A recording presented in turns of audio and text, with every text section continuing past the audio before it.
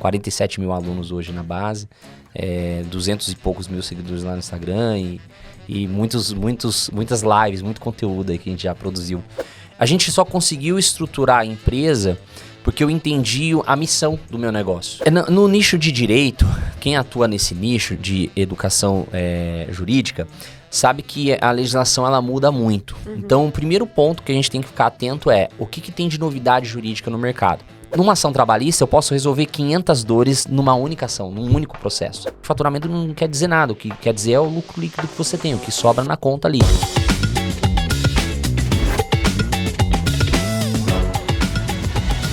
Opa, eu sou o Thiago Pereira e o Hotmart Cash começa agora. Olá, esse é mais um Hotmart Cash, eu sou a Dani Bianchim. Tudo bem, eu sou o Léo Leite. E o nosso convidado de hoje é advogado especializado em direito trabalhista e previdenciário e, além de tudo, é cliente da Hotmart. Seus cursos na Hotmart já faturaram mais de 11 milhões só no ano passado. Seja bem-vindo, Thiago. Eu que agradeço. Obrigado, gente. Muito bom estar aqui. Conta pra gente, quem é você, como que você entrou nesse mercado, se apresente aí pro pessoal que tá assistindo a gente. O pessoal do mercado digital fala que eu sou o cavaleiro do diabo. Porque quando eu vou nos mastermind, geralmente o papo lá é de negócio, né? E aí o cara fala assim, não, tô contratando um PJ lá. Calma aí. Não, porque eu tô contratando um prestador. Calma aí, não é assim. Eu sou o cara que fala, ó, o que pode e o que não pode ali, juridicamente falando. Mas meu nome é Thiago Pereira, eu sou advogado, atuo no interior de São Paulo. Comecei na advocacia em 2013, né? Mas não existia nada desse negócio de infoprodutos para advogados. Mas eu já produzia um conteúdinho ali em grupos de Facebook na época. E aí foi tomando forma, tive contato com a Hotmart e hoje a gente já está aí desde 2016 profissionalmente falando, uma base muito grande de alunos, 47 mil alunos hoje na base, 200 e poucos mil seguidores lá no Instagram e muitas lives, muito conteúdo aí que a gente já produziu para os advogados. Não, muito bom, é um negócio digital robusto e você falou... Bem no início da sua fala, nos masterminds, as pessoas discutindo negócio e eu lá, sendo prudente. Mas construir um negócio digital de sucesso é construir um negócio. Sim, com certeza. Você precisa olhar para todos esses aspectos, né? Sim, assim, eu vim de uma safra que as pessoas que vinham pro digital vinham com PF, com pessoa física. Né? Então fazia o cadastro lá e tal. Até brinco que eu só descobri que eu precisava de uma PJ quando eu não conseguia sacar todo o dinheiro do saldo da Hotmart. Aí eu descobri que eu precisava de uma PJ, né? Então você só vai descobrindo que você é uma empresa no caminho. Ou quando vem a dor mesmo, ou é uma notificação, ou é algum imposto que você tinha que pagar e não pagou. Então ali que você percebe, pô, eu tenho uma empresa, né? Só que no começo é aquela sensação, pô, tô ganhando, tá entrando, o negócio tá crescendo e tal. Isso eu penso depois, né? E aí, lá na frente, de repente, você tá fazendo um lançamento para pagar imposto. É difícil. Você vai indo, né, na empolgação, Sim. Deixa o aspecto do negócio pro lado, mas hoje em dia, realmente, para construir uma coisa sustentável, né, de longo prazo, você precisa estruturar um negócio. E como que foi para você construir um negócio digital? Você veio de uma carreira de advocacia mais tradicional? Como é que foi esse caminho? Não, sim. A advocacia ela tem uma limitação ética da publicidade da própria atividade, né? A gente tem um órgão de classe que ele preza muito pelo equilíbrio entre você ter uma advocacia, ao mesmo tempo você não mercantilizar ela, né? E quando eu vim pro digital, eu tive que quebrar essa crença, porque ali eu não estava exercendo a advocacia, eu estava exercendo meu trabalho como educador, como professor, que é uma profissão também que muitos advogados exercem paralelamente. Mas o digital, ele me assustou muito no começo, porque enquanto o serviço ele é um pouco mais limitado, no nosso caso ele não é escalável, no digital não. No digital você alcança assim, números assim, muito rápido e que você demoraria anos até para fazer no offline. A gente só conseguiu estruturar a empresa porque eu entendi a missão do meu negócio. Então, eu tinha uma dor que era, eu não sabia prática quando eu comecei a advocacia. Fui lá há 3 anos, adquiri a prática, vi muitos advogados sofrerem com a falta de conhecimento prático. E aí eu comecei a participar de grupos, na época o grupo de Facebook era muito forte, né? 2013, 2014. E eu vi ali uma dor que, poxa... Se tivesse alguém ensinando isso para eles, tinha várias escolas tradicionais na época de ensino, né, jurídico, mas não ensinava a prática como tinha que ser ensinado. E ali eu comecei a dar dicas gratuitamente pro pessoal nos grupos e eles começaram a demandar. Por que você não tem um curso? Por que você não tem um curso? Por que você não tem um curso? Naquela época, falar de curso para advogado era surreal. Não, vou dar aula na faculdade, vou lá vender minha hora aula e pronto. Aí eu comecei a estruturar aquilo, mas eu não conhecia as estratégias, não conhecia a Hotmart, inclusive. O pessoal comprava curso depositando na minha conta, o dinheiro. Eu tinha um contratinho lá que eu fazia à mão. Nada, era 30 pessoas assim, no máximo, porque senão não ia dar conta. Aí eu tive contato com esse mercado através da Hotmart e eu vi que eu precisava de profissionalizar o negócio. Ali eu entendi, não, peraí, não é um bico, não é um passatempo, não é só uma complementação de renda, tem um mercado todo, e quando eu tive o primeiro contato com a Hotmart já estava um mercado muito forte, 2014, 2015, aí eu entendi, eu preciso me profissionalizar.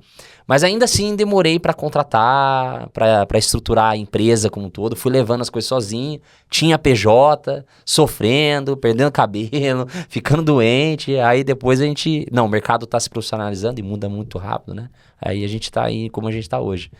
Legal. E você comentou que tava doendo, tava perdendo cabelo. Como que seria hoje para uma pessoa que tá nessa mesma situação que a sua no passado? Ela tá crescendo, ela tá precisando, que precisa evoluir, tá na hora de virar gente grande na Hotmart. Sim. Quais são as primeiras dicas para essas pessoas? Assim, pensar a longo prazo, onde é que a sua empresa quer chegar, né? Então, no meu caso, eu nunca pensei de ser a maior empresa, a maior escola de curso jurídico trabalhista do país. Isso foi tomando forma, mas eu queria o quê? Alcançar o maior número de pessoas. E eu fui vendo as ferramentas que eu tinha no mercado para isso. Então, quando eu comecei, a minha primeira rede social foi o YouTube. Eu não tinha Instagram. Então, para mim, o alcance era muito melhor, porque ali eu poderia falar mais, né? De uma forma mais livre e através de entretenimento, porque o YouTube ele é entretenimento. Aí eu pensei, bom, agora eu preciso de uma empresa um gateway de pagamento. E mais do que isso, preciso de uma empresa para hospedar meu curso. Aí fui conhecer a Hotmart, que me ofereceu muito mais do que isso. Aí eu falei, pronto, agora eu preciso de um suporte. Então, primeira demanda que a gente tem quando a gente começa no digital é um suporte. Porque você tem um produto e você precisa dar suporte técnico para a pessoa. E não dá para chegar a um ponto de você ter 5 mil alunos, como foi o meu caso, e ter que ficar mandando e-mail para a pessoa com login e senha. Não dava mais. Então, foi a nossa primeira contratação. Então, se a pessoa quer começar hoje do zero no digital, primeiro, consulta se o produto ele é viável, se não está registrado o nome de outra pessoa, o nome se ele é viável. Vai até no site da Hotmart lá, vê lá no Marketplace lá da Hotmart se tem esse produto já registrado lá. É para não ter problema jurídico. Estrutura a empresa, o que eu posso fazer hoje e o que eu posso delegar. Essa questão de suporte é fácil de delegar, você contrata uma pessoa, até um freela no início ali para poder te ajudar, né? E depois você vai vendo as habilidades mais técnicas, que é um gestor de tráfego, um social media, um editor de vídeo. Pronto, você tem equipe completa para poder criar um produto e pôr ele para rodar no digital. Foi assim que a gente fez também. Não, muito legal. Você trouxe várias habilidades diferentes, então eu imagino que hoje você tenha uma equipe grande e você também ainda leciona no curso, né? Sim, Como sim. É que leciona, olha que palavra formal, né? Como é que é o equilíbrio entre ser professor e ser um empresário? Tá, e tem outra, ser advogado ao mesmo E ser tempo, advogado né? na prática também, ainda tem isso, né? Eu até comentei na entrevista ali que quando eu resolvi trazer para a advocacia um formato diferente de conteúdo, eu falei, o que é mais fácil eu fazer? Eu criar o conteúdo do zero ou eu mostrar o que eu faço? Porque a teoria, ela é muito simples. Eu pego um livro, preparo 5, 6 slides e ensino o que está ali no livro, a teoria. Mas por que não mostrar o que eu faço no meu dia a dia? E eu lembro até hoje que o pessoal questionava assim, Thiago, como é que despacha com o juiz? Como que eu vou lá e falo com o juiz pessoalmente? E aí eu falei, pô, é esse conteúdo que eu preciso entregar. Como é que eu recolho uma guia, uma custas que eu tenho que pagar de um processo que o meu cliente perdeu? É isso que eu tenho que ensinar, porque não tem lugar nenhum.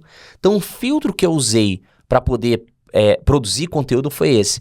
Usar o que eu já faço no dia a dia, não criar nada do zero, só mostrar o que eu faço no dia a dia, que eu acho que vai conectar com a audiência, porque a dor deles é essa falta de prática. Isso facilitou muito andar nesses dois meios, de ser um professor e ser advogado ao mesmo tempo. E aí eu criei linhas editoriais que não me tomassem muito tempo durante o dia. Fazer uma live por dia. Eu faço uma live por dia desde 2018. Eu nunca parei. Você nunca falhou nem um dia? Não, isso acontece, né? Eu falo assim, a linha editorial, ela existe desde 2018. Acontece, você vai viajar, tira férias e tal. Feriado, né? Não, feriado também faço live. Imagina. Natal, Ano Novo, não tem essa. Tá em evento, tem que fazer. Mas era a forma mais fácil de eu ter o meu compromisso ali diário de entregar conteúdo sem me demandar muito. Hoje, o meu escritório, a gente já chegou a ter 8 pessoas no escritório. Hoje a gente está em 5 pessoas lá no escritório. E ele me demanda 80% do meu tempo.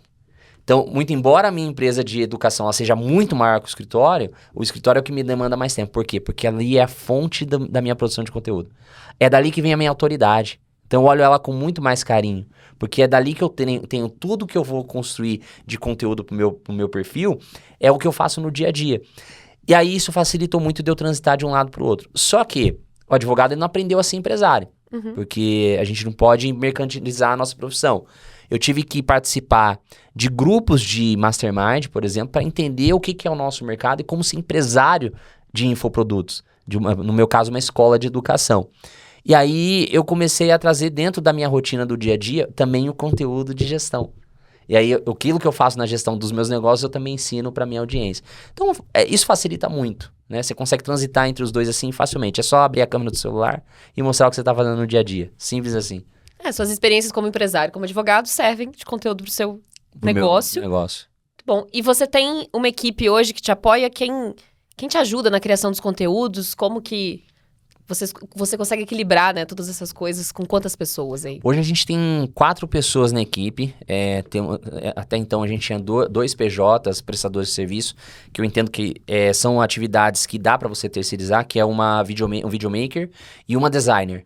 Então, o que eu busco deles é só resultado. A forma que eles vão fazer, eu deixo livre. Então, é um formato bom de contratação. Não onera muito a folha, né? Você tem uma folha de pagamento saudável e a sua empresa ela pode focar investir em outras coisas. Principalmente tráfego, né? Que é o coração do nosso negócio. E eu tenho o meu irmão, que é o meu braço direito hoje. Ele é um estrategista, que ao mesmo tempo também é o gestor de tráfego. Mas ele já foi tudo isso. Na verdade, começou comigo. Eu já fui o gestor, eu já fui o editor de vídeo, eu já fui o designer. Aprendeu tudo na prática. Se você olhar meus primeiros posts lá, você vai ver que era eu mesmo que estava cuidando daquele negócio. Era horrível, né? Aí depois a gente foi contratando. Então hoje ele é o meu braço direito, ele é estrategista e também gestor. Mas a gente também tem a nossa suporte, que ao mesmo tempo... A gente está trazendo ela para ser a nossa gerente de projetos, né? Que eu acho que vai chegando um momento que você vai crescendo a empresa, né? Você vai criando outros produtos, outros braços, você tem que ter um gerente de projetos dentro da equipe. Então hoje a gente está em 5 pessoas e a gente gerencia dessa forma. Só que eu mesclo o meu dia entre gerenciar os advogados que trabalham comigo, ao mesmo tempo gerenciar a equipe. E eu tenho uma rotina bem definida. Segunda, terça e quinta eu só me dedico para o escritório. É só escritório de advocacia, eu nem falo com eles nesses dias. E quarta e sexta eu me dedico à produção de conteúdo e gestão da empresa de educação. Porque como a gente tem uma base muito grande, eu tenho que tomar algumas decisões ali e tem que ser só eu. Aí eu faço essa gestão lá. Não tenho sócio hoje, né? A gente está acostumado com esse modelo de negócio e a gente consegue tocar assim, dessa forma. Muito só bom. Separando os dias que eu tenho que me dedicar para cada área ali. E acredito que por você ainda estar atuando muito forte, trazendo os bastidores para o conteúdo, é muito claro a dor da persona, né? Você está falando do que está acontecendo agora. Com certeza. Tem algum processo além que você faz para construir essa persona? Você documenta casos interessantes? Você tem lá uma pastinha de esse assunto aqui vai bombar no Instagram, eu vou contar um pouco dele. Como que você organiza esse tanto de histórias que você recebe todo dia? No nicho de direito, quem atua nesse nicho de educação jurídica sabe que a legislação ela muda muito. Uhum. Então, o primeiro ponto que a gente tem que ficar atento é o que tem de novidade jurídica no mercado. E hoje, toda pauta comum acaba virando uma pauta jurídica. Vou dar um exemplo. Eu não sei se pode falar o nome do Carlinhos Maia aqui. Pode? Manda ver. Fala ele soltou um vídeo esses dias das faxineiras dele limpando os coqueiros. E elas estavam penduradas na piscina dele. E era alto o lugar. E existe uma obrigação do empregador de fornecimento de EPI, que é equipamento de proteção individual. Isso é uma pauta para um conteúdo jurídico trabalhista. Então eu pego aquela pauta, tá viralizando, todo mundo vai se identificar porque é o cara, o vídeo tem uma estética que já pegou na cabeça da pessoa. Opa, eu sei quem que é, eu sei que a situação é essa. E eu uso aquilo para poder aumentar a minha base. Ou seja, atrelar aquela situação comum a um conteúdo que tem a ver com o meu, que é o conteúdo jurídico. Quando tem, por exemplo, casos de o cara do supermercado matou o cachorro, e aí vem aquela comoção. O cara que é de qualquer área do direito que está relacionada a isso, seja de proteção aos animais, família, o que seja, consumidor, tem que usar essas pautas quentes para poder propagar o conteúdo dele e aumentar a base. Então esse é o primeiro ponto. Segundo ponto é os casos que eu faço, as coisas que acontecem no meu escritório. E às vezes acontecem coisas assim surreais, e aí eu tenho que trazer para minha base. E eu trago um ar de novidade para eles. Aí eu tenho uma autoralidade no conteúdo, né? Eu tenho um formato diferente de trazer o conteúdo, que faz com que a pessoa, poxa, é o Thiago que está comentando aquilo ali. Então, essas duas linhas editoriais que a gente usa lá para produzir conteúdo para o Advocacia na Prática. É uma que está em voga, né? Tá todo mundo falando, e é aquilo que eu vivo no meu dia a dia. E qual a solução que eu dei para aquele caso. Bom, eu tô pensando nisso que você tá falando de... o advogado precisa aproveitar essas oportunidades, né, essas situações que acontecem para promover o próprio trabalho, e acho que isso acontece, claro, em diversas profissões, né? A gente vê cada dia mais profissionais que são de serviços, vamos dizer assim, usando também as redes sociais para promover o próprio trabalho. No seu caso, você promove um conteúdo digital, mas eu imagino também que gere clientes para você enquanto advogado, né? Muito. A autoridade aumenta lá em cima. Pois é. Como que é trabalhar a autoridade em redes sociais de forma geral para você, enquanto advogado, né? Pensando nas pessoas que têm essas profissões mais ligadas a serviços, como que elas podem trabalhar a autoridade em redes sociais? Quanto mais você fala, quanto mais você aparece, mais você fala, mais a pessoa ela associa a sua imagem a uma pessoa com autoridade. É engraçado, eu não posso usar a internet da forma que eu uso o Advocacia na Prática para poder divulgar os meus serviços jurídicos. Porque lá eu tenho muita chamada para ação. E a OAB, ela veda isso. Eu não posso instigar a pessoa a buscar um advogado para entrar com uma ação. Eu não posso fazer isso. E a gente usa o que a gente chama de marketing de conteúdo para poder levar a pessoa a tomar uma decisão de contratar o nosso escritório ou não. Só que isso exige pelo menos duas coisas, assim, pra gente que é autônomo e quer usar as redes sociais para trazer clientes. Primeiro é consistência. Você tem que ser consistente. Não adianta nada você gravar um vídeo aqui, daqui uma semana você volta lá, a pessoa vai esquecer você. E hoje, se você não tem um conteúdo diário, as pessoas te esquecem muito rápido. E nem o algoritmo te ajuda também, não. Também não, Só um ponto. Todo dia. Consistência para você é gravar todo dia. Não gravar todo dia, mas estar online todo dia. Eu posso... só na quarta-feira que eu tiro pra gravar conteúdo. Eu gravo todo o conteúdo da semana seguinte numa quarta-feira.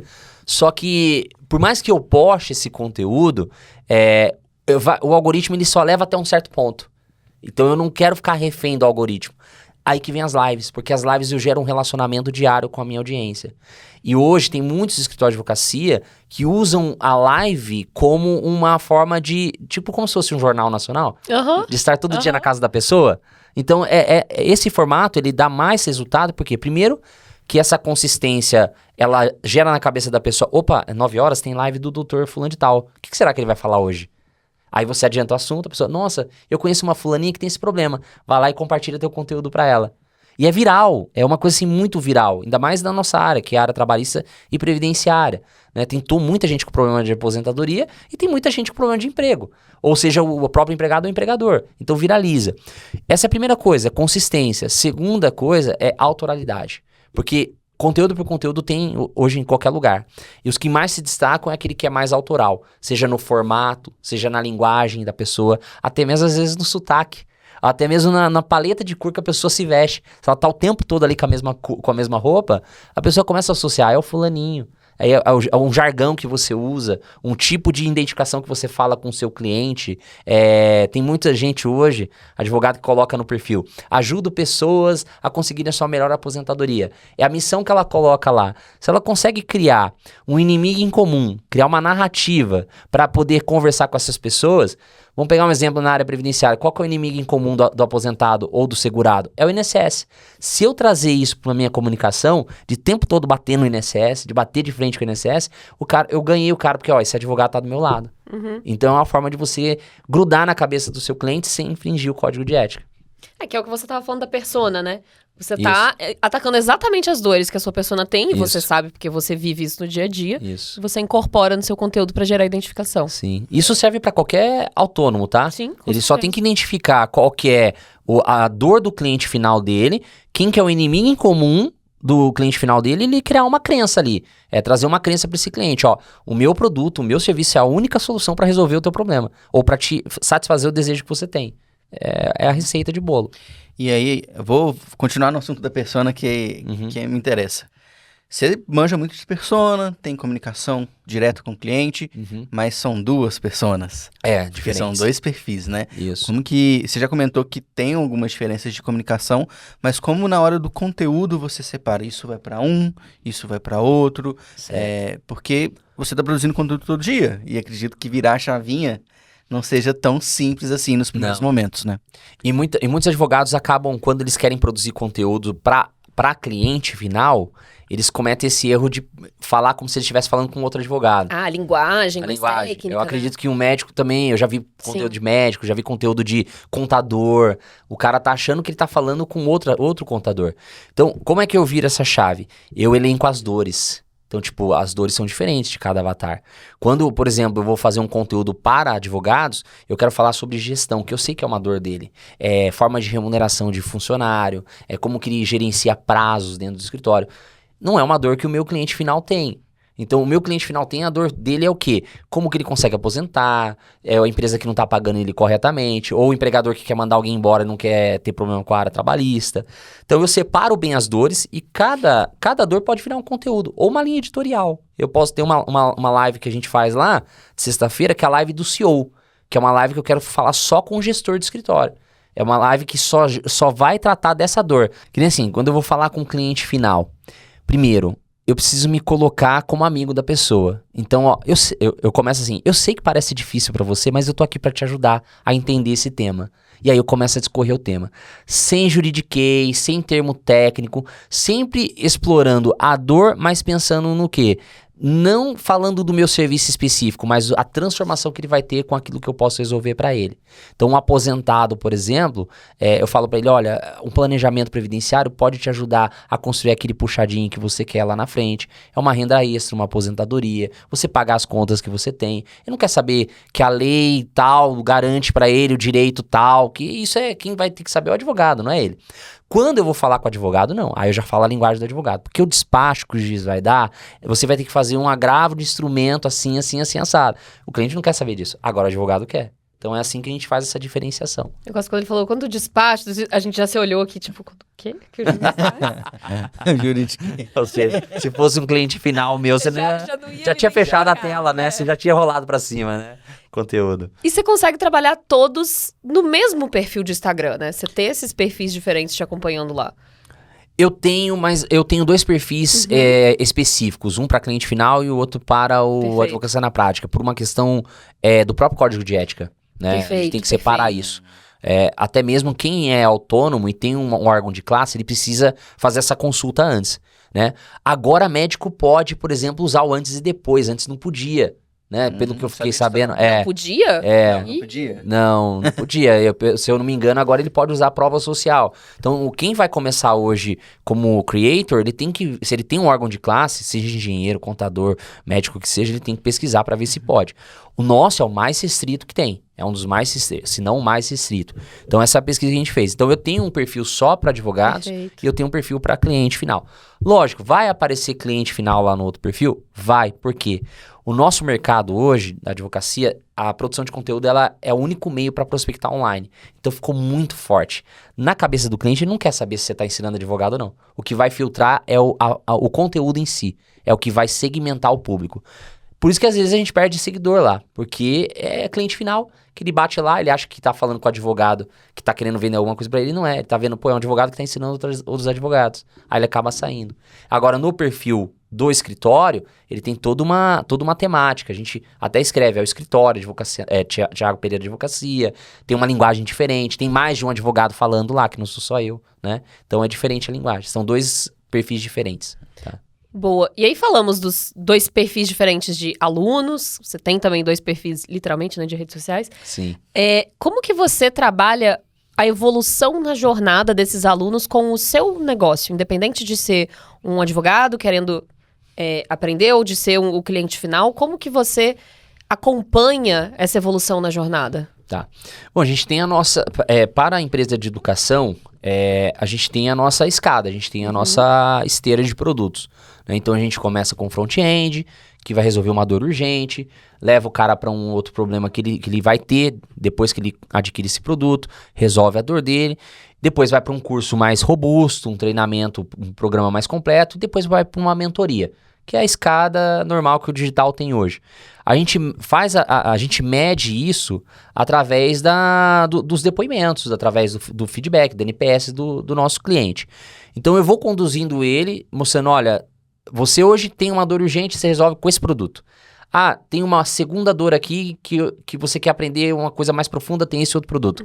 Mas aí eu acho que você tem o perfil daquela pessoa que precisa de alguém para te acompanhar, para te pegar na mão, então tem esse outro produto. Ali é mais fácil fazer isso. Para um cliente final, ele tem uma única dor quando ele vem te contratar. E numa ação trabalhista, eu posso resolver 500 dores numa única ação, num único processo. Só que dá para você fazer a venda da recorrência, ter uma recorrência na advocacia, através do tempo que o processo pode durar, ou até mesmo oferecer uma segunda solução que decorre de um outro processo que eu fiz para ele. E como eu atuo em duas áreas específicas do direito, que elas se conectam muito, eu consigo fazer isso com eles. Então, lá, no produto digital é a escada, a esteira, né, de produtos, e aqui é a recorrência de serviços que a gente faz, sempre gerando uma demanda ao final do processo que ele me contratou para poder resolver o problema dele. Sempre vai ter um BO, né, pra resolver. A gente brinca que advogado vive no caos, cara. A gente vive do caos, a gente vive do problema. Ou vem para prevenir, o advogado ele vem para prevenir, ou ele vem para poder remediar. Essas duas. Mas sempre tem um problema no meio. Sempre vai ter. Achei legal que você falou que vocês aplicam o NPS, né? Que é aquela pesquisa de índice de satisfação. Quando vocês aplicam, você sentiu uma diferença quando vocês não aplicavam? Foi desde o início? São poucos que fazem, né? Poucos creators fazem isso, né? Todo mundo fala, né? Eu escuto meus alunos, pego o feedback, mas você medir com números na prática, né? Eu acho assim, é muito bom você fazer isso no pós-venda, quando o cara entra, para você medir a experiência dele de onboarding, né? E é muito bom você fazer isso quando ele termina o programa, né? Como a gente sabe que hoje produto online é muito pouca gente que vai lá na ponta, que chega até a ponta, o NPS às vezes ele fica um pouco meio viciado. Porque você vai pegar ali aquela pessoa, poucas pessoas, mas muito engajadas, que eu chamo de super fãs, né?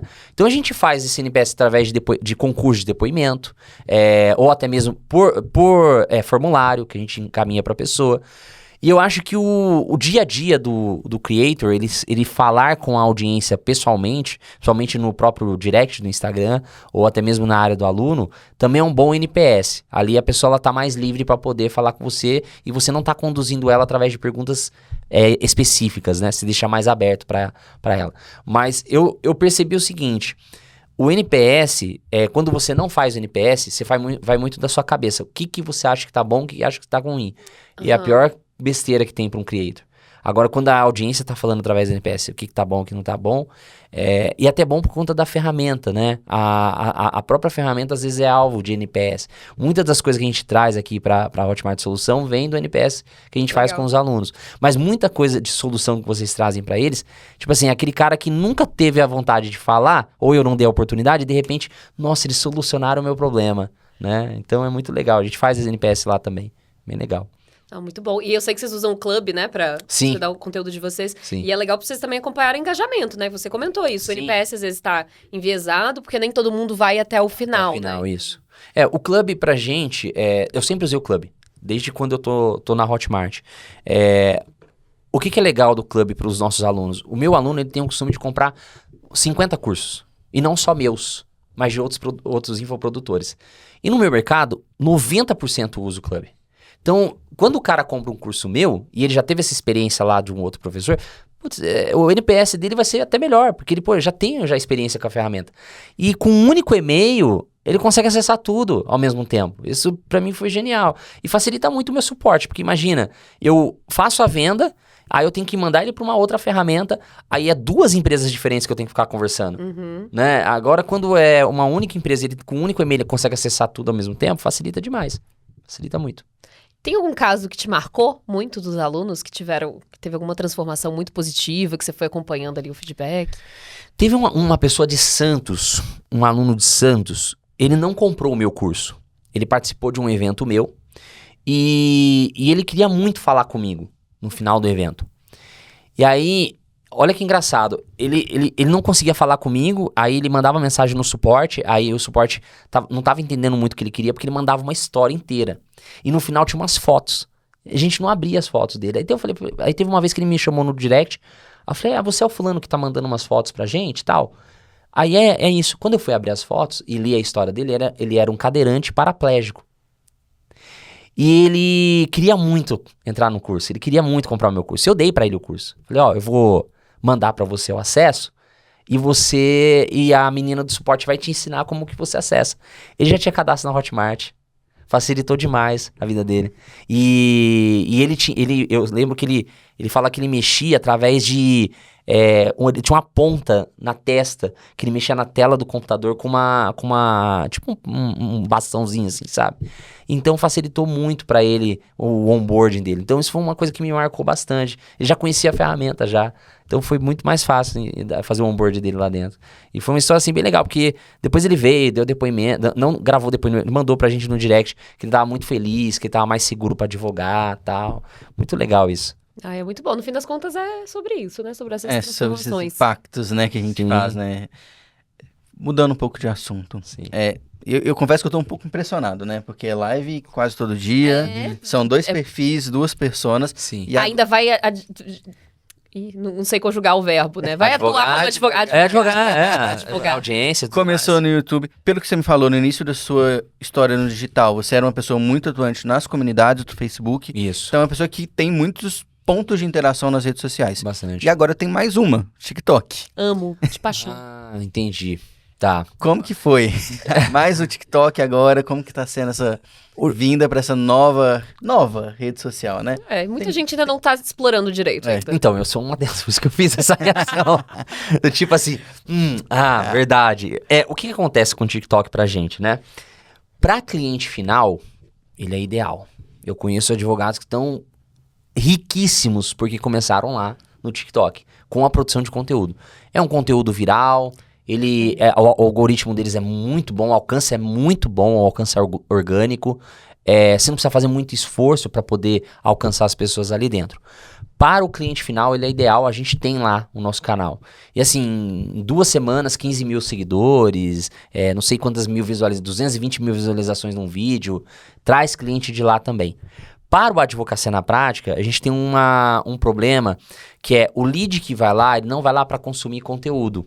Ele vai lá para consumir entretenimento. E o advogado, ele é muito criticado por outros advogados quando ele tenta fazer entretenimento com o conteúdo dele. Então, existe muito um estigma entre os advogados, tipo assim, aquele é o advogado da dancinha, é o advogado TikToker, é o advogado não sei o quê. Então, a gente não testa muito lá. Eu gostaria muito de testar. Então, eu tô tentando achar um conteúdo que tem esse equilíbrio de entretenimento com conteúdo, com conteúdo técnico mesmo. Mas a gente vai dar esse start, já demos esse start, na verdade, a gente tem o nosso perfil, que eu acho que ele pode ser um catalisador de atenção, de audiência. Eu posso usar um conteúdo mais descontraído lá dentro, para trazer a pessoa para os meus outros pontos de contato, como uma base de e-mails, o meu próprio canal no YouTube. Porque o cara, ele vai lá, o cara é advogado. Ele vai continuar tendo as mesmas dores se ele vai me ver lá no Instagram ou lá no TikTok. Só que no TikTok eu tenho que fazer de uma forma que não crie preconceito nele. Do tipo assim, mais um blogueirinho. Então eu tenho que fazer um conteúdo mais equilibrado. E eu trago ele não para vender lá, mas trazer ele para dentro das minhas outras redes, principalmente Instagram. E lá no Instagram educar ele, aumentar o nível de consciência dele. Eu acho que a melhor forma pra gente que atingir outros profissionais da mesma área. Agora, se for para atingir cliente final... é obrigatório estar lá. Não tem outro jeito. Qualquer um Desde o cara que vai vender panetone no final do ano, aquela pessoa que... Agora vocês vão vender produto físico, né, também, né? A gente vai poder... Já estamos. Vai poder produto físico, né? Então até isso, né? A apresentação, tal, do próprio produto ali. Porque é muito viral, é surreal, assim. Ali você economiza muita grana de tráfego. Com certeza. Muita grana de tráfego. Eu acompanho, aparece pra mim bastante advogado. São pessoas que, eu sigo poucas pessoas no TikTok, mas elas aparecem com frequência, né, no For You page. E tem muito advogado, principalmente do ramo trabalhista, né, fazendo reação. Às vezes tá lendo uma conversa do WhatsApp, relatando os absurdos que estão sendo ditos do patrão. O famoso fundo verde, né? Fundinho verde, Então... Não, e é bom porque, tipo assim, é um conteúdo fácil de fazer. Sim. Você só vai comentar juridicamente aquela situação. Você não precisa criar nada do zero. E é autoral, inclusive, né? Sim. Porque hoje, as pessoas... a gente percebe isso pelo CTR, né? As pessoas não querem ver mais aquele vídeo quadradinho que o cara tá no meio certinho e tem uma headline em cima, né? O cara... Hoje é formato de Reels e tem que ser um formato diferente, começar com uma apresentação diferente. Por exemplo, no meu caso, cliente final... Eu, quando vou gravar um conteúdo para cliente final, eu pego algum objeto físico que ele está acostumado a ver. Então, por exemplo, eu vou pegar um cara que eu quero vender um serviço de insalubridade pro cara. Eu vou pegar um EPI, um equipamento de proteção individual, um protetor auricular. Eu começo o vídeo mostrando EPI e depois eu explico como que o EPI pode atrapalhar ou ajudar ele no dia dele de trabalho. É um objeto que ele está acostumado. Chama a atenção dele, depois eu entro no conteúdo. Né? Então é um formato diferente que dá para usar lá no TikTok, né? Pô, e pra você foi natural começar a criar conteúdo dessa forma? Ou foi, putz, vou ter que criar conteúdo aqui agora? Não, eu vim da escola. Eu lembro que o mercado digital... Tinha uma palestra do Mairo no Fire de 2018. Que ele falou do Jab, Right Hook, né? Do Gary Vee. Ali, aquela palestra, pra mim, foi o divisor de águas, não só pra mim, mas pro mercado como um todo. Porque antigamente era muito fácil fazer uma venda.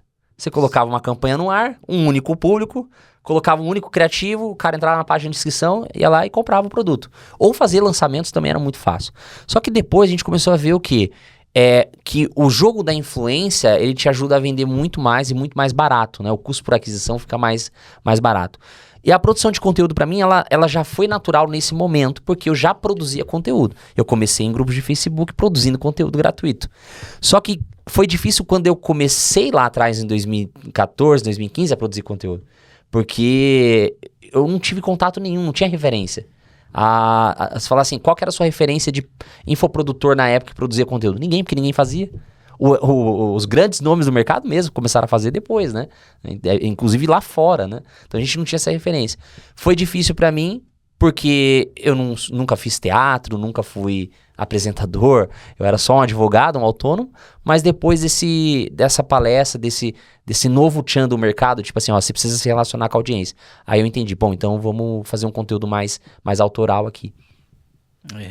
Isso aí, essa palestra do Mairo, né, de 2018, inclusive tá no canal da Hotmart. Tá gravada lá? Não, vou reassistir. No canal do YouTube. Vou reassistir. Essa palestra é muito massa. E é muito sobre esse arroz com feijão, né? Básico. Porque as pessoas falam, eu quero chegar num resultado de 11 milhões de vendas no ano.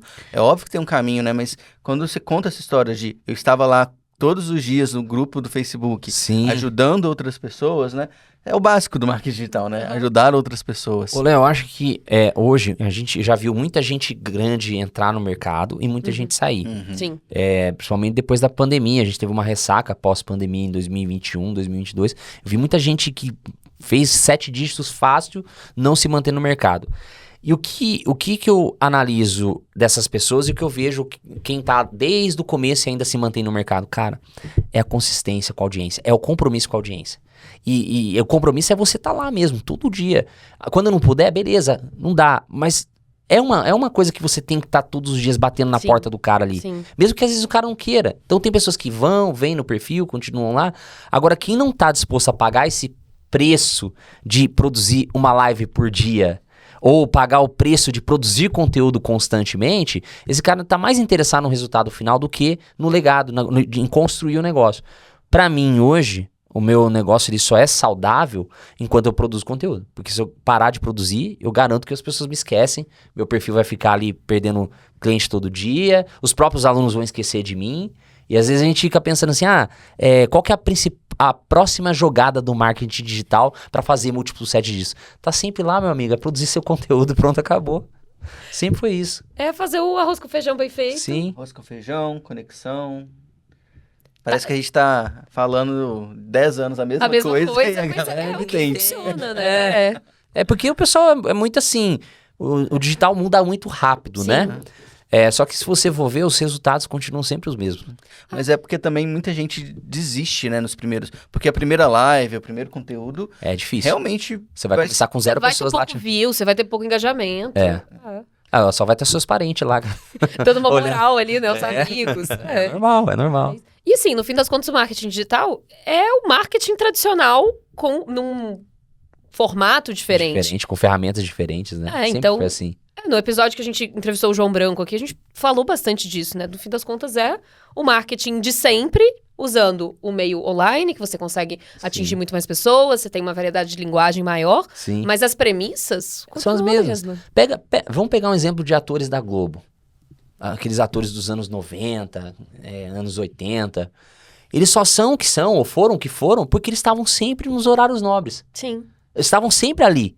Né? Então, eu assisti muito novela quando eu era pequeno, minha avó gostava muito. Eu lembro de atores assim que marcaram muito pra mim. O Rei do Gado, né? O Antônio Fagundes e tal. Mas é porque ele tava lá todo dia. E eu fazia questão de, no dia seguinte, esperar ele, às 9 horas, ele aparecer de novo na novela. Então, começa aí, é o básico. Você estar todo dia presente. É um preço caro que você paga, mas faz parte do processo, tem que se divertir com isso. É o nosso negócio, não tem outro. Não dá pra você ganhar dinheiro sem aparecer se você quer trabalhar como um expert. A não ser que você vá pro bastidor. E olha lá, você vai ter que lidar com isso todo dia, né? Ou você vai ter que ajudar a pessoa, o expert, a estar todos os dias lá. Né? Porque o mercado muda demais, muda muito rápido. Mas o fundamento é o mesmo. Legal. Mas, independente dos conteúdos que você criou, a gente teve um número bastante expressivo ano passado, né? Sim. Foi um crescimento de Sim. 40%, se não me Sim. engano, né? No seu negócio, né? É. Como que você conseguiu essa alavanca, que já era um negócio já sustentável, você já tinha começado com bastante coisa, mas você cresceu 40%, que é muita coisa, né? Sim. A gente contratou 2 pessoas novas. A gerente de projetos foi uma delas. Que, na verdade, ela veio como suporte, mas acabou virando gerente de projetos no meio do caminho. Né? E vou te interromper, o que um gerente de projetos faz num lançamento ou num produto perpétuo? Cara, é assim, lá a gente tem vários projetos. Eu tenho perpétuos, eu tenho os meus lançamentos, os produtos de lançamento, tem a pós-graduação e eu tenho agora os eventos presenciais e a mentoria. Quando ela veio só para cuidar de perpétuos e lançamentos, que eram os únicos 2 projetos que eu tinha até outubro. Aí foi no Fire, em agosto, né, se eu não me engano, no Fire que eu conversei com um cara lá, falou, pô, vamos lançar uma pós, cara. A conexão, né, do evento, né? Não, vamos lançar uma pós. Aí eu lancei a pós, aí eu dei mais esse projeto na mão dela.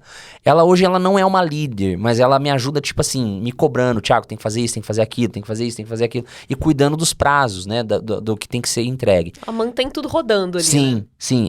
Esse foi um dos fatores que fez a gente aumentar a receita, que é trazer novos projetos, mas antes de trazer novos projetos, eu contratei a pessoa. Segundo, foi que eu desenhei o cargo de cada um. Literalmente, eu gastei assim, tipo, 1 mês para escrever clique por clique que cada um tinha que fazer. E-mail que você tem que mandar, você vai clicar aqui, vai na ferramenta tal. Eu desenhei, eu escrevi isso. Porque acho que o maior problema hoje numa empresa que quer crescer é comunicação entre os colaboradores.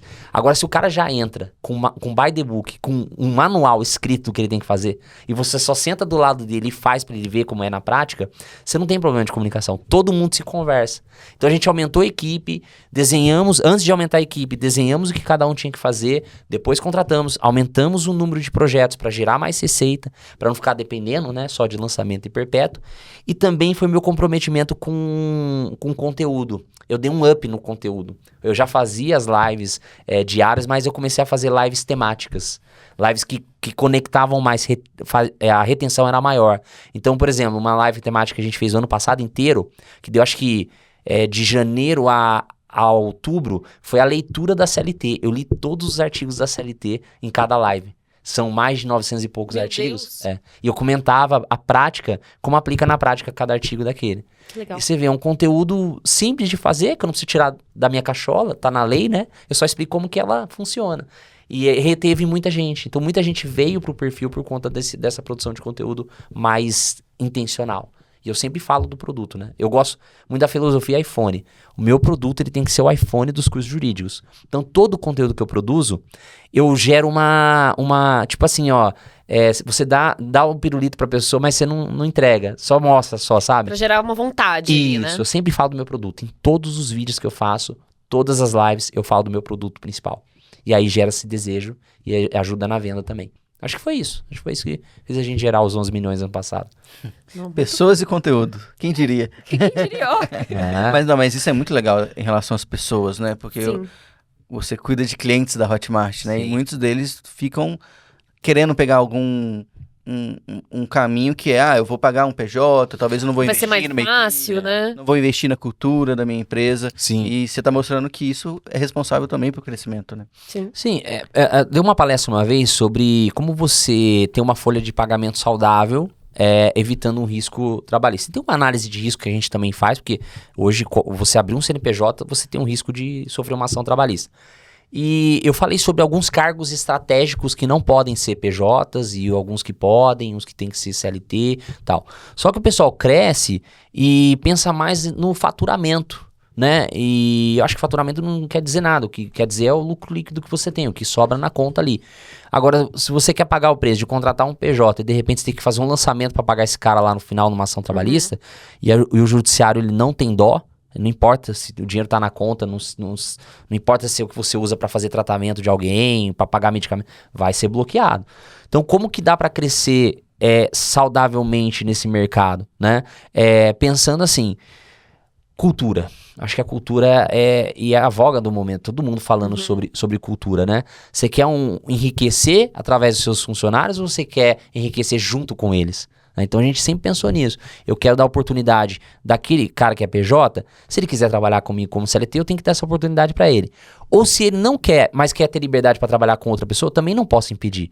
Porque se eu não estou disposto a registrá-lo, eu não posso impedir ele de trabalhar para outra pessoa, para também enriquecer trabalhando para outras pessoas. E aí eu tenho que analisar melhor. Será que vale a pena eu ter um PJ para essa função? Ou um CLT que o cara tem que ser exclusivo, ele tem que ter os mesmos valores, os mesmos princípios que a empresa. Então vale a pena, no final das contas, sair mais barato do que economizar com imposto e tudo mais. Perfeito. E aí, falando em enriquecer, e mais cedo você tinha falado que as pessoas às vezes colocam a missão no perfil das redes sociais. Qual é a sua missão para os próximos anos aí, a missão da sua empresa? Bom, do Advocacia na Prática, a nossa missão é cada vez mais enriquecer os advogados com as duas áreas de atuação que a gente tem. Transformar eles em empreendedores, né? A gente mudou um pouco o perfil. A gente falava só sobre direito. E aí a gente percebeu que o mercado deu uma mudada para os advogados. Hoje os advogados não podem... A advocacia não é mais uma profissão, ela é um negócio. Então eu também quero mostrar para eles como eu transformei minha advocacia num negócio, saí de um advogado autônomo para ter uma equipe de até 8 pessoas, para eles poderem também ter a deles e ter a liberdade de tempo, liberdade financeira, geográfica e tudo mais. Eu só não uso isso muito na COP porque ficou muito manjado, né? Aquele livro do Tim Ferriss é a maior mentira que existe, trabalhar 4 horas por semana, mas enfim.